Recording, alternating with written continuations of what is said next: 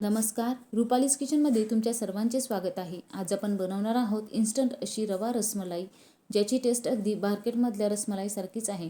ही रसमलाई अगदी सोप्या पद्धतीने तयार होते आणि कमी आणि घरच्या जे साहित्य उपलब्ध आहे त्या साहित्यातच ही रसमलाई तयार होते. जेव्हा केव्हा तुमचे गोडधोड खायचे मन असेल तेव्हा ही रसमलाई तुम्ही लगेच बनवून खाऊ शकता. घरची मंडळी हे खाल्ल्यानंतर म्हणतील जणू बाहेरूनच आणली आहे. कोणी ओळखणार नाही, ही घरीच रव्यापासून बनवलेली रसमलाई आहे.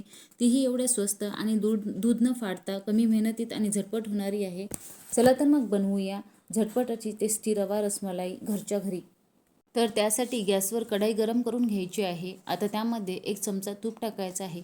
इथे तूप कमी वापरायचं आहे, फक्त 1च चमचा तुपाचा आपल्याला इथे वापर करायचा आहे. तूप गरम झाल्यानंतर इथे मी अर्धी वाटी किंवा अर्धा कप रवा घेतलेला आहे. हा रवा आपल्याला तुपावर मंद आचेवर भाजून घ्यायचा आहे. जवळजवळ 2 मिनिटे हा रवा आपल्याला छान भाजून घ्यायचा आहे. तर इथे रव्याचा कलर अजिबातही चेंज झाला नाही पाहिजे. रव्याचा कलर पांढरा शुभ्रच राहिला पाहिजे. फक्त रव्यामधला जो कच्चेपणा आहे तो निघून गेला पाहिजे. म्हणून रवा फक्त आपल्याला मंद आचेवर 2 मिनिटं भाजून घ्यायचं आहे. तर आता रवा भाजून झालेला आहे. तुम्ही बघू शकता कलर पण चेंज झाला नाही. एवढाच आपल्याला रवा भाजून घ्यायचा आहे. आता ज्या वाटीने मी रवा घेतला होता त्याच वाटीने 3 वाटी मी दूध घेतलेला आहे.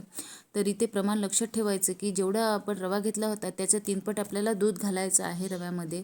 नंतर हे दूध आपल्याला रव्यामध्ये छान मिक्स करायचं आहे. इथं गॅस आपल्याला लो किंवा मीडियम ठेवायचा आहे. तर मग हे दूध छान आता रव्यामध्ये मिक्स करून घ्यायचे आहे, जेणेकरून याचे गुठळे होत्या कामा नये. जर या रव्यामध्ये गुठळ्या झाल्या असतील तर त्या गुठळ्या आपल्याला चमच्याने सतत ढवळत ठेवून मोडून टाकायच्या आहेत, म्हणजे यामध्ये एकही गुठळी राहता कामा नये. या प्रकारे हे दूध आपल्याला छान फेटून घ्यायचं आहे.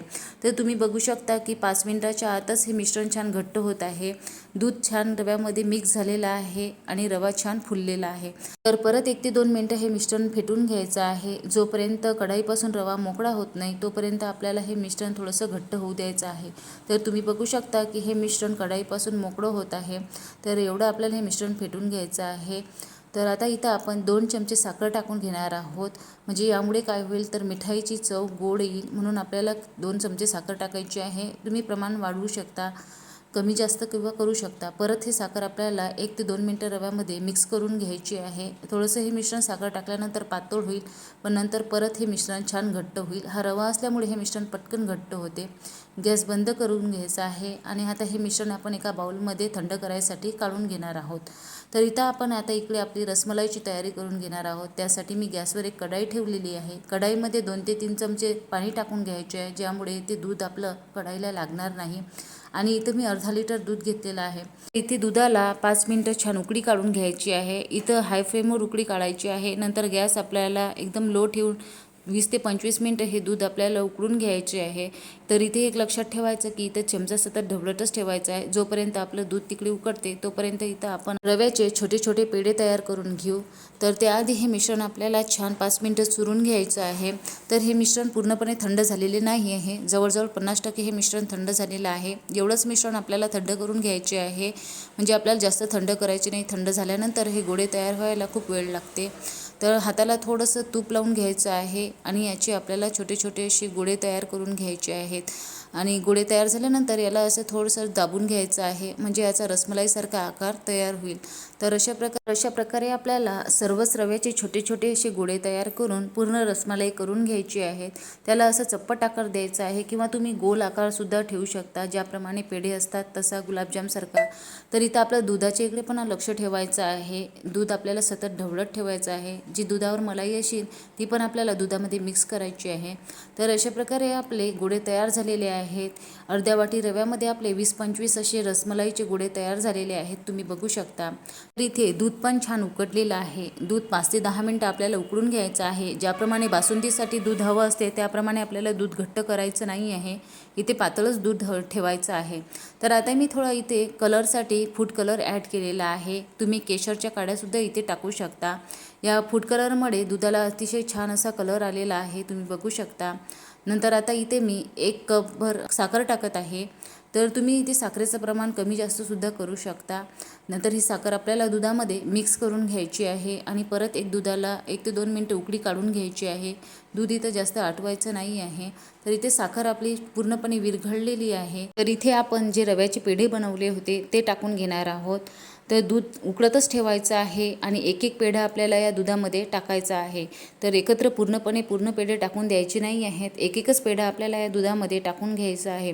तर अशा प्रकारे मी पूर्ण पेढे या दुधामध्ये टाकून घेतलेले आहेत, तुम्ही बघू शकता. आणि पेढे टाकल्यानंतर हे दूध 5 मिनिटं आपल्याला असंच उकळत ठेवायचं आहे, यामध्ये चमचा ढवळायचा नाही आहे. नंतर हे दूध उकडल्यानंतर पेढे फुगतील आणि वर येतील, हलके होतील, नंतरच आपल्याला यामध्ये चमचा ढवळायचा आहे. तर तुम्ही बघू शकता की एकही पेढा इथे फुटलेला नाही आहे, छान असे हलके होऊन हे वर आलेले आहेत. जसं हे दूध घट्ट होईल तसं हा पेढा आपला आणखीनच फुलेल आणि नरम होईल. तर तुम्ही पाहू शकता की किती छान अशी रसमलाई तयार झालेली आहे. हे दूध पण जवळपास असं घट्ट होत आलेलं आहे. तर यामध्ये आता थोडंसं आपण विलायची पूड टाकणार आहोत आणि थोडेसे ड्रायफ्रूट्स टाकून घेणार आहोत. तर इथे बारीक केलेले ड्रायफ्रूट्स आणि केसराच्या काड्या मी टाकून घेतलेल्या आहेत. यामुळे छान अशी रसमलाईला चव येणार आहे आणि वास येणार आहे. तर 5 मिनिटं परत आपल्याला हे दूध उकळून घ्यायचं आहे. तर तुम्ही बघू शकता 5 मिनिटात अशी ही रसमलाई फुगून वर आलेली आहे, आकार पण मोठा झालेला आहे. नंतर रूम टेम्परेचरवर हे मी थोडंसं थंड होऊ दिलं होतं अर्ध्या तासासाठी. अर्ध्या तासानंतर दूध छान घट्ट झालेलं आहे आणि रसमलाई पण छान अशी फुगलेली आहे. तर अशी प्रकारे टेस्टी अशी रसमलाई आपली तयार झालेली आहे. ही रसमलाई खूप छान लागते, टेस्टी लागते, अतिशय रसिली होते. की थंड झाल्यानंतर ही रसमलाई आणखीनच घट्ट होईल, दूध आणखीन घट्ट होईल आणि छान होईल. यामध्ये दूध ऑब्झर्व झाल्यामुळे ही रसमलाई आणखीनच छान लागत आहे. ज्याप्रमाणे मार्केटची रसमलाई असते त्याचप्रमाणे या रसमलाईचं टेक्स्चर आहे आणि चवसुद्धा त्याच प्रकारे येते. कोणी ओळखणार नाही ही रव्याची रसमलाई म्हणून बनवलेली आहे. याला दूध पिठासुद्धा म्हटलं जाते. खायला अतिशय टेस्टी छान लागते. तर केव्हाही तुम्हाला काही गोडधोड खावंसं वाटेल तर ही रसमलाई तुम्ही नक्कीच एकदा करून बघा, खूप छान होते. अशी रेसिपी तुम्हाला कशी वाटली नक्की सांगा. अशाच नवनवीन रेसिपीज पाहण्यासाठी माझ्या चॅनलला लाईक आणि सबस्क्राईब नक्की करा. धन्यवाद.